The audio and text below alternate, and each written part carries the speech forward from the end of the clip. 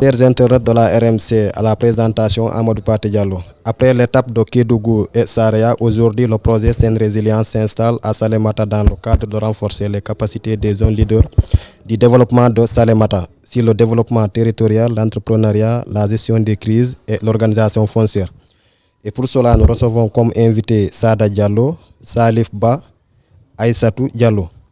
Alors, comme nous l'avions annoncé au début, nous allons débattre sur le développement territorial, l'entrepreneuriat, la gestion des conflits et enfin l'organisation et la gestion foncière.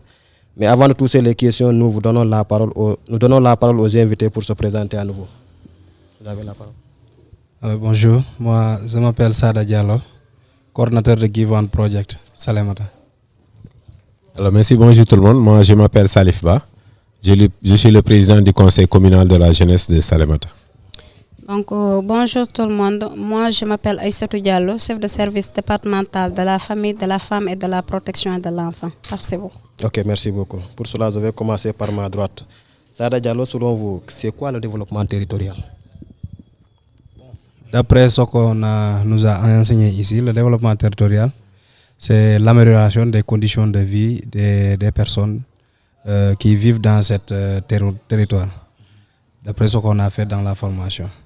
Et quand on parle de l'amélioration des conditions de vie, il y a l'exploitation des richesses, il y a aussi les offres d'emploi au niveau de la jeunesse, il y a aussi l'exploitation des richesses de la terre. Tout ça, bon, d'après la formation, c'est ce qu'on nous a enseigné là-bas. Et aussi, dans l'amélioration de la condition de vie, on peut aussi citer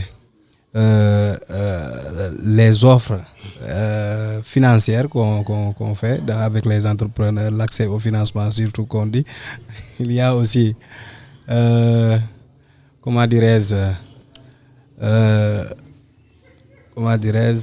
après l'accès au financement, il y a aussi la formation des jeunes.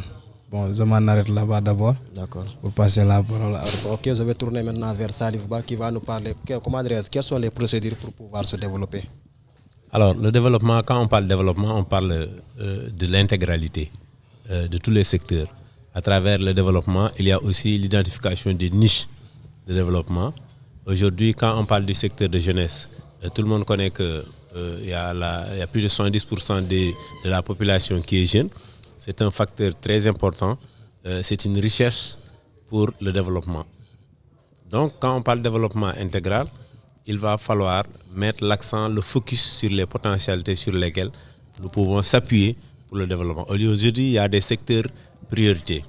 Il y a la jeunesse, il y a l'agriculture, il y a l'élevage, il y a l'exploitation minière. Aujourd'hui, quand on prend un secteur d'activité, l'agriculture, il y a des secteurs, des signes qui favorisent l'agriculture. L'accès à la terre, comme disait tout à l'heure Sada, mais également, il y a une forte pluviométrie au niveau de Salémata. Ça, c'est un atout capital. Vous avez plus de 1500 mm3 par année dans les 4 mois. 6 mois de pluie. Donc, si les conditions sont réunies, ne reste que ce secteur peut booster le développement. L'autre aspect, on parle aujourd'hui de l'exploitation minière. Oui, Salémata n'a pas d'or, mais nous avons l'environnement, nous avons les terres, nous avons toutes ces potentialités agroforestières. Aujourd'hui, vous prenez les produits locaux, le karité, le pain de chance, le miel. En tout cas, il y a beaucoup de produits forestiers qui sont mis en valeur. Si elles sont mises en valeur à travers des unités de transformation, vous allez voir nettement qu'il y a un plus-value dans l'augmentation de la croissance économique au niveau du département, voire au niveau de la région de Kédougou. Ok, cette fois-ci, je vais tourner vers Aïssatou Diallo. En tant que femme, qu'est-ce qui vous pousse à devenir courageuse au même titre que les hommes aujourd'hui? Bon, on est dans le monde de la mondialisation. Aujourd'hui, on est dans un pays comme le Sénégal. Il y a déjà la loi sur la parité qui offriraient des opportunités, les mêmes opportunités qu'offre l'État aux hommes, ce sont les mêmes opportunités que nous offrent à nous aussi les femmes. Et l'autre aspect aussi, selon le dernier recensement général de la population, il s'est trouvé qu'on se retrouve les femmes se retrouvent avec plus de 50% de la population. Donc on est obligé de se battre au même titre que les hommes. Et on a aussi constaté que les femmes sont des piliers de développement. Parce que après tout, c'est nous qui sommes dans les activités génératrices de revenus. Et dans une région comme Kédougou, on n'a que nos ressources. Et par rapport à l'exploitation, la transformation, mais aussi la commercialisation de ces ressources-là, comme le beurre de karité, comme le miel, comme le pain de chien, c'est les femmes qui s'y trouvent. Alors on est obligé, vu tout ceci, on est obligé de se battre au même titre que les hommes, ou bien même mieux que les hommes. Parce que c'est nous aussi qui sommes dans les ménages. Donc à un certain moment, il faut que nous d'abord, que nous nous assumions et pour dans l'avenir aussi aider nos époux, nos frères à assumer l'ensemble de la famille. Donc c'est ce qui justifie notre effort au niveau régional.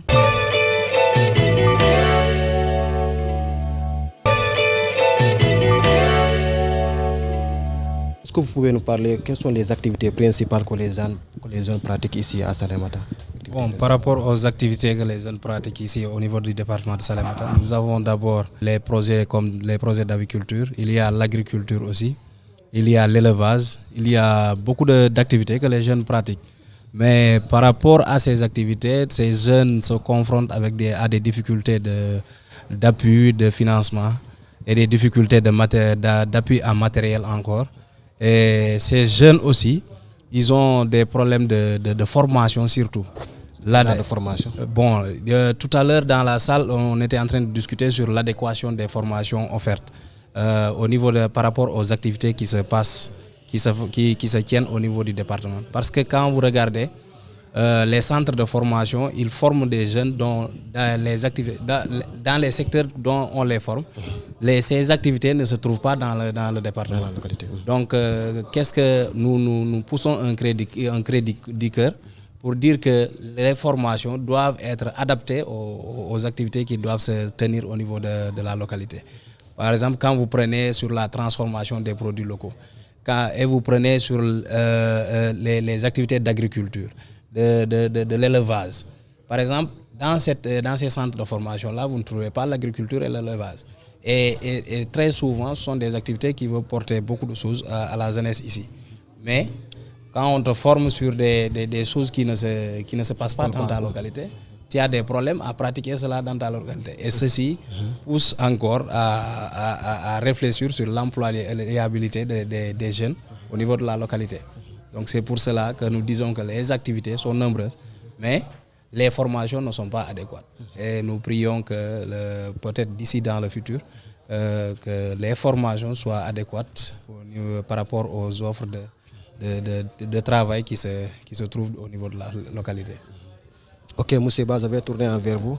Que peut-on faire pour valoriser notre territoire? Valoriser le territoire. Oui. Voilà, merci beaucoup. Je vais peut-être me joindre à ce que vient de dire mon prédécesseur. Donc, l'offre de formation doit être adaptée aux besoins, c'est-à-dire l'opérationnalité ou l'aboutissement des formations. Quand aujourd'hui vous avez une formation, elle doit être adéquate au milieu pour éventuellement mettre en œuvre vos capacités ou bien vos connaissances acquises tout au long de la formation. Maintenant, pour valoriser tout ça, il faut qu'il y ait un engagement authentique, c'est-à-dire les jeunes croient en ce qu'ils ont, croient qu'ils ont l'estime de soi. Aujourd'hui, il y a des localités où il y a moins de pluie, alors que les gens cultivent de vastes territoires. Alors nous avons une chance qu'il y a de la pluie, il y a des terres, donc il ne faut pas avoir le complexe de dire que non, nos grands-parents étaient des cultivateurs, nous allons chercher autre chose, alors que la terre nourrit des générations. Aujourd'hui, quand on parle des grands producteurs à l'échelle nationale, à l'échelle internationale, on connaît que ce sont des gens qui investissent dans l'agriculture. Donc, il y a de quoi investir dans l'agriculture. Aujourd'hui, je vous donne un exemple. Les gens quittent l'Afrique pour aller en Europe cultiver. Ils sont dans des champs. Ceux qui sont en Espagne, ceux qui sont en France, ils sont dans les champs. Et si nous faisions cet effort au niveau local, vous avez plus de sécurité par rapport à vos terres, vous osez croire qu'avoir plus de rentabilité si vous êtes là, ne reste que peut-être chercher les voies et moyens à avoir le matériel agricole, à avoir en tout cas emblaver plus d'espace cultivable pour oser espérer avoir un rendement plus consistant. Ok, Aïssatou, est-ce que vous pouvez nous parler des facteurs qui bloquent vous les femmes ici à Salémata? Les facteurs bloquants par rapport à l'épanouissement, mais aussi aux différentes activités que nous exerçons, c'est d'abord la problématique de l'accès aux terres. Donc culturellement, on se renferme dans un cercle pour dire que la femme n'a pas droit à un titre foncier. La femme n'a pas droit à l'accès à la terre. Donc le premier facteur, c'est là, c'est cette idée culturelle, cette tradition culturelle de ne pas donner à la femme l'opportunité d'avoir accès aux terres. Mais l'autre aspect aussi, c'est par rapport aux différentes offres qu'on donne aux femmes. Alors, tantôt on vous dit qu'on veut donner peut-être un financement de 1 million à des GIE du département, mais il y a un appel d'offres. Les femmes aussi n'ont pas accès aux différentes plateformes où ces appels d'offres sont lancés. Un exemple par exemple, dans un site, on vous dit qu'il faut déposer dans ce site-là. Alors que pour la plupart des GPF et des GIE, c'est des femmes qui ne sont pas instruites. Donc aussi peut-être veiller à la sensibilisation, mais aussi à la facilitation de l'accès aux différents appels d'offres qu'on lance. Et l'autre aspect, c'est la difficulté des formations. Les femmes ne sont pas assez formées. Parce qu'aujourd'hui, on vient à Salémata, on vous forme sur un domaine, alors que ce domaine-là, tu ne peux pas l'exploiter. Donc, peut-être, il faudrait, contextualiser les contenus des formations, voir les différentes opportunités du milieu et apporter des formations à la base de cela. Et l'autre aspect aussi, on a comment est-ce qu'on le dit encore? On a cette difficulté d'organisation des femmes, la gestion financière en fait, parce qu'on a constaté que les femmes, elles prennent des crédits, via un financement, mais c'est toujours un crédit. Elles ne parviennent pas à gérer ces trucs-là. Et à la fin, on est appelé à la gendarmerie. Donc, partant de cela, il y a aussi une réticence des femmes par rapport aux différentes offres. Mais aussi, il y a la politisation des différents crédits. Aujourd'hui, on te dit que si tu n'es pas du pouvoir, tu ne peux pas bénéficier d'un tel ou tel crédit. Alors là aussi, le fait que pour la plupart, ces choses-là soient logées dans des mairies ou bien que la sensibilisation par rapport à l'accès de ces crédits-là soit portée par des politiques, là aussi, c'est un facteur bloquant. Donc, en quelque sorte, ce sont ces différents facteurs qui bloquent les femmes. Ok, je comprends ça. Je vais tourner envers vous. Est-ce que vous pouvez nous dire comment faire pour diminuer le taux du chômage dans le département de Salémata? Bon, pour diminuer le taux de chômage dans le département de Salémata, comme je vous l'ai dit tout à l'heure, il y a la formation qui peut atténuer le taux de chômage. Et surtout diversifier la formation et surtout mettre en adéquation avec les formations qu'on offre et les emplois qui se trouvent au quai. Et ensuite, il y a l'entrepreneuriat aussi. L'entrepreneuriat, il faut aider les jeunes à entreprendre, à avoir des initiatives. Comment? Et les montrer comment matérialiser ces initiatives-là, tout en les aidant à se formaliser. La formalisation des GIE, par exemple, ou bien des GIE collectifs ou bien individuels. Tout ça, ça peut les aider à entreprendre. Mais ce qui pose problème, c'est que les jeunes, même s'ils veulent entreprendre et qu'ils ne sont pas formés, ça posera des problèmes. Et je pense que ces jeunes-là méritent mieux que ça. Parce que quand vous regardez, le taux de chômage augmente d'année en année.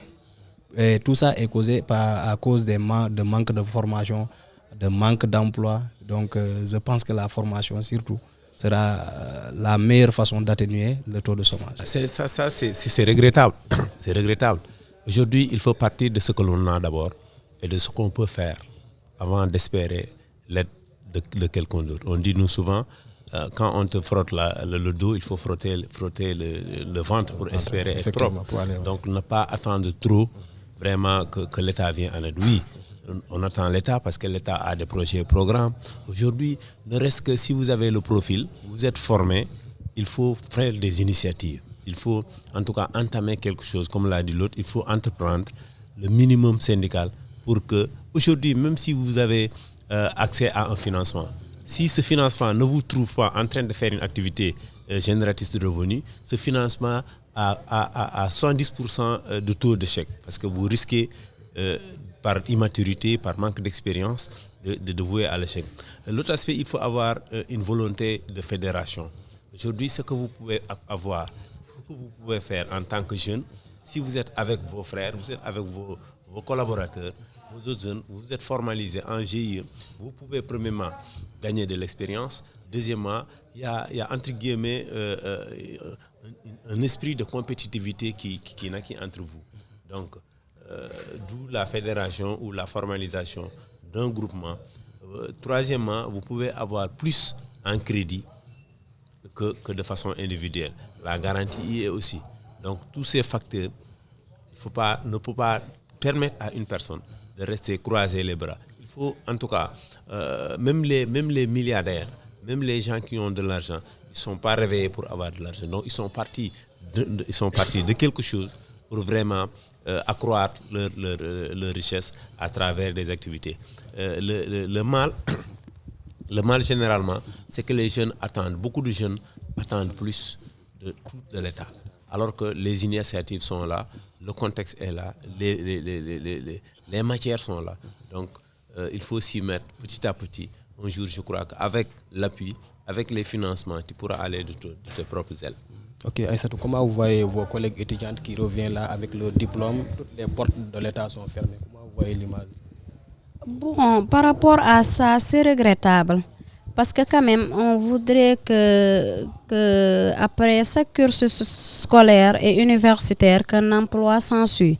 Mais malheureusement aussi, même si on est tous instruits du moins, l'État ne peut pas employer tout le monde. Donc là, après ces études universitaires, il faut aller vers la recherche de l'emploi dans le secteur privé. Et si l'opportunité ne se pose pas, après cette étude universitaire-là, il faut aller vers une formation professionnelle. C'est pas du tout difficile. Il y a les CFP qui sont là au niveau départemental. Aller suivre une formation professionnelle pendant 3 ans, avoir une qualification et s'exploiter dans ce sens-là. Et l'autre aspect aussi, il y a les différentes formations comme la 3FPT offertes par l'État. Tu ne payes pas, il faut aller en ce sens-là. Que les universitaires reviennent au terroir, qu'ils partent vers ces offres de formation-là, qu'ils se forment et qu'ils partent à la recherche de l'emploi. Parce que, encore une fois, l'État ne peut pas employer tout le monde. C'est malheureux, mais malheureusement, ils ne peuvent pas le faire. Alors, c'est à nous, étudiants et étudiantes, d'aller vers la formation professionnelle, de se qualifier, de chercher une qualification et aller dans le marché du travail, chercher un emploi dans un secteur privé. Mais aussi, on peut aussi créer son propre emploi, par exemple, avec les 3 FPT, dans l'aviculture. Si tu te formes, il suffira d'un petit 100 000 ou bien 50 000, tu commences un business par rapport à ça, un emploi. Non seulement toi-même, tu auras un emploi, mais tu pourras employer au moins 2 à 3 personnes. Donc, c'est d'appeler les jeunes filles, les jeunes étudiantes à aller ensemble.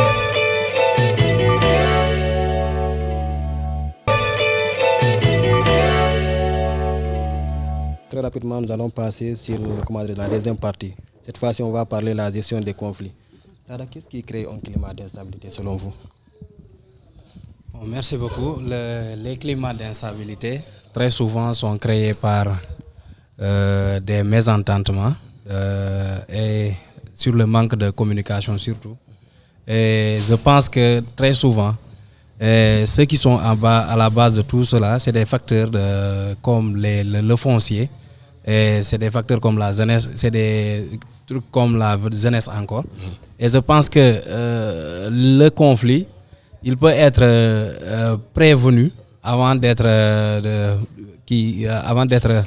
géré ou maîtrisé. Je pense que d'abord, les conflits, ce qui les bloque, quand on ne s'entend pas, et je me dis que je vais tirer, ou bien on se rendra en justice, ou bien chacun aura un sentiment de frustration, et surtout les perdants. Et je pense que cela ne mène pas à bon escient une société. Parce que au fur et à mesure que ça continue dans une société, il y aura beaucoup de frustrés. Et je pense que ces frustrés-là peuvent se révolter un jour. Ou bien il y a aussi le chômage qui peut réveiller les tensions, des conflits. Et parce que quand vous entrez dans une localité et vous trouvez beaucoup de jeunes qui sont en chômage, je pense que ces jeunes-là, ils peuvent être incités à tout moment à créer de la violence. Et je pense que parce qu'ils n'ont rien de quoi faire. Ils n'ont pas d'emploi, ils n'ont pas d'argent. Et ce manque-là, tu peux jouer sur ces deux leviers-là pour les faire créer des violences. Et je pense que ça sera bon de régulariser les structures de formation et de financement pour recocter ces jeunes-là pour ne pas qu'ils restent sur place et créer des foyers de tension. Et l'autre chose aussi, il y a l'injustice qui se passe souvent dans nos sociétés. Et la répartition elle est anormale, puisque tu peux trouver des gens qui ont 5 à 6 employés dans une maison, alors que l'autre maison n'a aucun. Et alors que c'est tous des gens qui se sont sacrifiés et qui ont étudié. Et au fur et à mesure que ça se passe, une année, 2 années, ces gens-là, s'ils voient une occasion de créer des foyers de tension, comme les islamistes peuvent sortir les corrompre, ils peuvent entrer, parce que c'est facile de les prendre. C'est des gens qui sont laissés en rade. Et je pense que pour convaincre ce gars-là, c'est pas difficile. Et je pense que maintenant, c'est pour cela que l'État doit régulariser tout ce qui doit être alloué à la jeunesse et revoir la politique de recrutement encore, qui est injuste vis-à-vis de certains. Moi, je pense que c'est ça. Les foyers de tension, c'est ce qui les crée. Salif, qu'en pensez-vous ce qu'il vient de dire? Alors, c'est un état de lieu qu'il a fait. C'est tout à fait réel. Mais au-delà de ces constats qu'il a fait, il y a aussi des intérêts qui sont source de conflits. Aujourd'hui, vous prenez agriculteurs et éleveurs, chacun défend son intérêt. Voilà. Donc, c'est un secteur qu'ils ont ensemble, mais les agriculteurs, souvent, sont mal vus par les éleveurs. Pourquoi? Parce que les éleveurs, le bétail entre dans leur champ. Donc, il y a un jeu d'intérêt aussi. Donc, tout ça, ça se matérialise par ces conflits. Donc, au-delà de l'anticipation, il va falloir prendre les devants pour vraiment délimiter les zones de pâturage, délimiter les zones à agriculture pour éventuellement anticiper sur les différents conflits qui peuvent dégénérer de ces deux secteurs qui sont communs. Parce que généralement, agriculteur égale éleveur. Donc on ne peut pas dissocier une activité parallèle comme ça, une activité commune pour les deux secteurs dans la population. Donc il va falloir prendre les devants, anticiper, ne pas attendre à chaque fois que ça dégénère pour finir en justice, comme l'a dit tout à l'heure Sada. Donc il va falloir prendre les devants, que ce soit le délégué de quartier, le conseiller, le chef de village, le sous-préfet.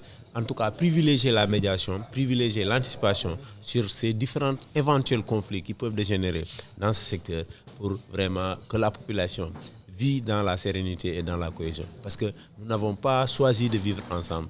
Nous avons vécu ensemble et nous comptons aussi, avec des générations, vivre ensemble. Donc, c'est pas, il faut prendre le bœuf par les cornes. Donc, anticiper pour que l'affaire continue dans ce secteur.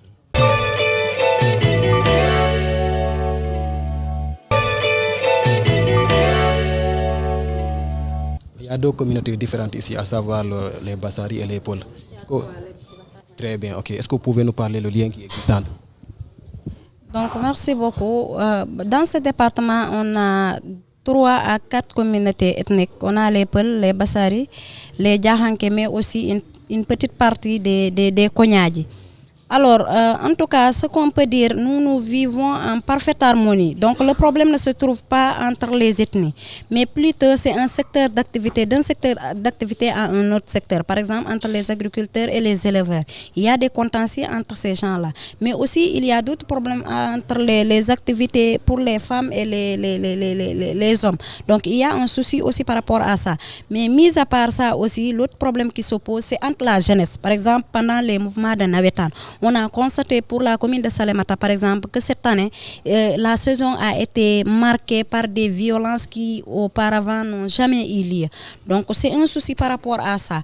Mais aussi, on a constaté que, en tout cas, le vivre ensemble est toujours là. Le vivre ensemble est toujours là. Parce que, par exemple, la communauté Bassari, c'est une communauté déjà bien hiérarchisée, très bien disciplinée. Il y a le respect de la hiérarchie et de la personne âgée qui est là. Il n'y a pas presque un souci par rapport à ça. Maintenant, peut-être c'est ce problème entre agriculteurs et éleveurs.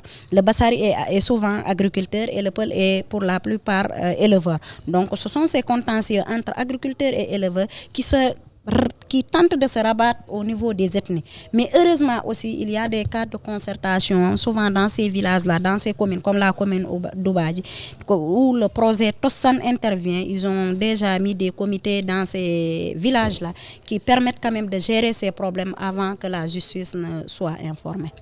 Monsieur Ba, je vais tourner vers vous. Quelles sont les solutions pour prévenir l'extrémisme violent selon vous? L'extrémisme violent, c'est un phénomène d'actualité. Donc, pour les solutions, il va falloir une implication de tous. Il va falloir, en tout cas, prendre les devants, comme je l'ai dit tout à l'heure. Aujourd'hui, le secteur le plus sensible et le plus vulnérable, c'est les jeunes et les femmes. Aujourd'hui, pour occuper les jeunes, il faut juste de ce secteur. C'est-à-dire, l'extrémisme violent, son premier cible, c'est les jeunes qui font rien. Donc, c'est des jeunes qui sont marginalisés, qui ne se sentent pas impliqués dans les affaires publiques. Ils profitent de ces jeunes pour leur prendre en otage, pour leur financer de façon occulte, mais également leur dicter à des actes ignobles, à des actes de terrorisme. Donc, premièrement, il faut tendre vers une employabilité des jeunes. Donc, de façon transversale, occuper les jeunes pour sensibiliser davantage, avertir les jeunes par rapport à toutes ces éventualités. Vous avez vu, ce sont des fléaux qu'on entendait de très loin. Aujourd'hui, quand on parlait de terrorisme, on parlait au Proche-Orient. On pensait au Proche-Orient. Aujourd'hui, vous parlez du terrorisme, vous pensez au Mali. C'est à côté, à quelques mètres. D'ailleurs, on est en frontalier avec le Mali et la Guinée. Donc, qui parle de frontières parle d'irrédentisme en Guinée, mais également dans les autres pays. Donc, prendre les devants, donc dire que oui, nous ne pouvons pas être échappés parce que nous sommes le même peuple. La Guinée, le Mali, c'est le même peuple. Donc, ce qui peut arriver au Mali, ce qui peut arriver en Guinée, peut arriver au Sénégal. Nous ne le souhaitons pas, mais il faut anticiper, c'est-à-dire occuper les couches vulnérables, c'est-à-dire sensibiliser les gens pour que chacun s'y met et généralement que tout le monde y gagne. Qu'est-ce que vous pouvez ajouter là-bas? Bon, moi, peut-être il l'a tout dit, Salif l'a tout dit, parce que pour régler cela, il faut toujours des cadres de sensibilisation dans les localités et surtout la communication et la collaboration entre les jeunes et les FDS, les forces de l'ordre, de sécurité Donc, je pense que dans la sensibilisation, on peut tout obtenir dans l'extrémisme, pour éviter l'extrémisme violent. Parce que ce qui se passe, c'est que, comme Salif l'a dit, ce sont les jeunes qui ne sont pas occupés. Si un jeune est occupé, il ne peut pas avoir le temps de s'immiscer dans des violences extrêmes. Et je pense que la seule chose à faire, c'est de permettre à tous les jeunes, en tout cas à 90% des jeunes, d'avoir des occupations. Soit dans l'entrepreneuriat, soit dans les recrutements étatiques, soit dans d'autres choses. Mais il faut chercher à occuper les jeunes et régulariser cette injustice qui se passe entre les gouvernés et les gouvernants. Donc tout cela, c'est des colères qu'on essaie de régler entre nous sans y rendre compte, alors que nous sommes un seul peuple. Et je pense que dans cette logique-là, on peut éviter tout cet extrémisme violent. Ok, nous allons terminer dans la troisième partie sur l'organisation et la gestion foncière. Alors, Esther, comment vous voyez l'organisation et la gestion foncière ici à Salémata? Donc, je serais un peu désolée de vous dire que c'est un domaine que nous, communautés, qu'on ne maîtrise pas. Parce que c'est souvent des sujets qui ne sont pas discutés au niveau local. Alors aujourd'hui, parler de l'organisation, mais aussi de la gestion foncière, me serait un peu difficile. Parce que le problème qui se pose, cela veut dire que les élus eux-mêmes, ils ne parviennent pas à maîtriser la question. Alors qu'ils sont censés, en collaboration avec l'État, les services étatiques, d'interpeller la communauté et de la capacité par rapport à ces aspects-là. Aujourd'hui, quand on me parle de titre foncier, au sortir de la salle, j'ai compris que on est là, mais on est assis peut-être sur un ballon qui peut nous faire tomber à tout moment. Parce que il s'est trouvé que dans la salle, lorsque le formateur a demandé qui avait un titre foncier, nous, l'entendement qu'on avait par rapport à un titre foncier, on s'est rendu compte que ce n'était pas le cas. Alors dans toute la salle, il n'y avait personne quand même qui détenait un titre foncier. Et on a... Heureusement qu'il nous a formés par rapport à ça. Mais c'est encore un problème. Parce que quand ceux qui nous gouvernent, surtout les collectivités locales, que ce soit les mairies, les conseils ou le conseil départemental, ne maîtrisent pas ces questions-là. Donc ce sera très difficile parce que c'est eux à faire des délimitations, c'est à eux de voter ça. Nous, on n'est que demandeurs. Et quand celui qui donne ne maîtrise pas le sujet et toi, demandeur, tu ne le maîtrises pas, c'est une véritable problématique. Mais ce qu'on peut dire à l'issue de cette émission-là, c'est de nous renforcer encore sur cette gestion, mais aussi sur l'organisation de ces affaires de foncier-là. Bon, sur le foncier, moi je pense que, comme elle l'a dit tout à l'heure, le foncier, nous avons vu tout à l'heure dans la salle que c'est une question très compliquée pour nous. Parce que comme on le pensait, ça ne se passe pas comme ça. Parce que le foncier, nous on pensait que quand ton papa cultive, la terre là t'appartient. Alors qu'au fur et à mesure que le gars développait, on s'est rendu compte que ce n'est pas parce que même tu as une délibération du conseil municipal que la terre là t'appartient. Et donc, vous savez que ça devient compliqué. Et la question foncière est la mère de presque de tous les conflits, si vous regardez. Entre les agriculteurs, il y a certains qui débordent dans leur sang, ça pose des problèmes. Et comment régulariser cela? Il faut le comprendre pour le régulariser. Parce que comme Aïssatou l'a dit, même les élus locaux ne maîtrisent pas la question. Et je pense que pour régulariser une question que tu ne connais pas, ça sera compliqué. Donc nous demandons à multiplier ces arts de formation-là pour faire connaître à ces jeunes-là qu'est-ce qui est quoi. Parce que dans ce qu'on pensait, on retrouve que ce que nous avions mis dans nos têtes, ça ne se passe pas comme ça. Il faut aller d'un processus à un autre pour obtenir légalement la terre. Et maintenant, quand tu ne parviens pas à obtenir, quand tu ne parviens pas à suivre ce processus-là, c'est comme si la terre, tu es là-bas seulement. C'est comme si tu es un locataire. Au moment où ils veulent, ils peuvent te délocaliser. Donc ça pose problème. Donc la question foncière, nous voulons plus une augmentation de formation surtout sur ça, pour que les gens maîtrisent un peu. Parce que les questions que nous voyons au niveau local, nous pensions qu'on peut les régler facilement, alors que la terre, c'est des étapes. Il y a le domaine privé, il y a le domaine de l'État, il y a le domaine national. Et celui qui ne connaît pas ça, tu peux entrer dans le domaine national sans se rendre compte, tout en se disant que oui, ici c'est mon grand-père qui cultivait ici. Alors que tu es dans le domaine national. Effectivement. Ou bien tu viens, tu trouves quelqu'un qui est dans sa propriété, tu dis que ici c'est pour mon grand-père, alors que le gars là, il a ses papiers. Ça devient compliqué. Bien sûr. Donc la question foncière, c'est une question très compliquée pour nous. Et je pense qu'au fur et à mesure que nous allons participer à ces arts d'échange, nous allons petit à petit maîtriser cette question-là. Vous nous clôturez sur cette question. Voilà, merci beaucoup. L'enjeu est énorme, comme ils l'ont dit. La question foncière, c'est une patate chaude, comme on dit souvent, parce qu'elle implique tout le monde. Personne n'est épargné. Aujourd'hui, ne reste que la structuration du domaine national, domaine de l'État et domaine privé. Ça demande des questionnements, ça demande des édifications. La sécurité, surtout foncière, elle incombe, c'est-à-dire aux élus, à nos gouvernants. Il faut falloir une vaste campagne de sensibilisation pour que les gens puissent savoir, oui, la terre, elle est de ce domaine-là. Là où j'occupe, appartient à ce domaine-là. Maintenant, la finalité, c'est quoi? C'est la valorisation. Aujourd'hui, j'ai des terres. Par rapport à ces terres, je vais cultiver, je suis usufruitier. Donc la valorisation importe plus par rapport à l'acquisition de la. Parce que la terre, on a dit, tu ne peux pas vendre, c'est pour l'État. Tu ne peux pas prêter, c'est pour l'État. Tu ne peux même pas hériter, parce que c'est pour l'État. Il va falloir passer à ces procédures dont disait l'autre, d'une affectation, d'un bail, d'un titre foncier. C'est des procédures vraiment difficiles à accéder.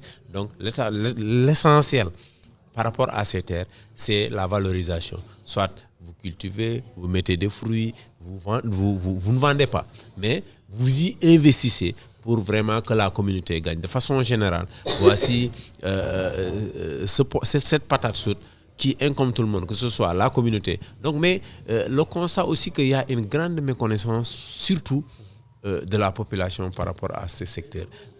Il l'a dit tout à l'heure, là où mon grand-père cultivait, pour me faire comprendre que ce n'est pas pour moi, donc il va falloir une forte sensibilisation. D'où vraiment l'importance de faire ces formations, ces capacitations. Parce qu'aujourd'hui, nous voyons l'actualité. Il y a des terres qui font source, il y a le foncier qui font source de conflits, des villages qui sont déplacés. Tout ça, c'est des questions. Vraiment, il faut que les gens soient sensibilisés, soient informés par rapport aux enjeux du foncier qui est pour tous et qui n'appartient à personne. Voilà, merci. Bon, si ce n'est pas vous remercier vous, et remercier les co-débatteurs, remercier l'ensemble des formateurs aussi de la journée. Et je pense que ça sera un rendez-vous très prochain pour plus de capacitation sur les sujets élaborés ici, abordés aujourd'hui durant toute la journée. Je pense que c'est un grand merci. Merci à tout le monde. Ok, Salif. Merci et je me joins à ces remerciements, mais également à mes encouragements. Nous connaissons justement comment Sen Résilience et ses différents partenaires sont en train d'œuvrer pour le développement de la région de façon générale, mais également du département de Salémata de façon particulière. Aujourd'hui, ce projet Sen Résilience est connu de tout le département de par sa transversalité. Aujourd'hui, c'est le secteur jeunesse, oui, mais nous avons vécu aussi des sessions de formation des élus, des capacitations des femmes leaders, des capacitations des guides religieux. Donc, aucune couche de la société est laissée en rade. Donc, d'où aussi l'importance de mettre en jeu, en compétition, des projets bancables, non remboursables éventuellement, qui vont encourager, en tout cas, qui vont booster le développement économique et social du département de façon particulière, mais également la région de Kédougou de façon générale. Donc, d'où l'importance de vous remercier, vous encourager. Nous osons croire, en tout cas, d'ici peu de temps, d'ici peu d'années, nous allons voir nettement l'impact de cette résilience dans le vécu, dans le bon comportement, dans les activités socio-économiques du département de Salémata, voire la région de Kédougou. Merci beaucoup. Donc, merci beaucoup. Moi, je m'associe aux remerciements et aux encouragements de mes prédécesseurs. Donc, à l'endroit de Sen Résilience, de manière particulière, mais de la Fondation Kangrad Adenewe, qui est quand même un partenaire fidèle du département de Salémata. Avec Mme Bokande à sa tête, qui a tout fait pour ce cher département-là. Elle est même considérée comme citoyenne de Salémata. Donc, pour Sen Résilience, ils font d'excellentes choses dans ce département-là, parce que c'est un projet qui touche tous les acteurs du département, que ce soit les politiques, les privés, mais aussi la société civile. Ils interpellent, forment et capacitent l'ensemble de la communauté de Salémata, bien sûr par des représentations, comme on l'a eu aujourd'hui avec plus de 50 jeunes. C'est pas évident, mais quand même c'est de les féliciter, les encourager, mais encore de leur tendre la main, dire que ouais, c'est bien, mais c'est pas encore assez. On est toujours face à des difficultés, les interpeller par rapport à ça et faire ces activités-là aussi, décentraliser ces activités au niveau communautaire, mais aussi veiller à tendre la main par rapport à des activités de sensibilisation, mais aussi de capacitation des femmes de manière générale, parce que, comme je viens de le dire, c'est eux les piliers du développement, c'est eux les sources de problèmes. Les femmes vivent tout, mais aussi elles sont souvent complices de leur propre violence. Donc, c'est d'interpeller Sen Résilience pour qu'il ait une oreille attentive, mais une offre particulière aux jeunes filles, mais aussi aux femmes du département. département. Merci beaucoup. Ok, merci chers invités, merci Sada Diallo, Salif Diallo, Aïssata Diallo, merci chers internautes de la RMC. Merci au projet Saint-Résilience qui se tiennent toujours aptes pour le développement de la région de Kédougou, mais aussi pour la prévention de l'extrémisme violent.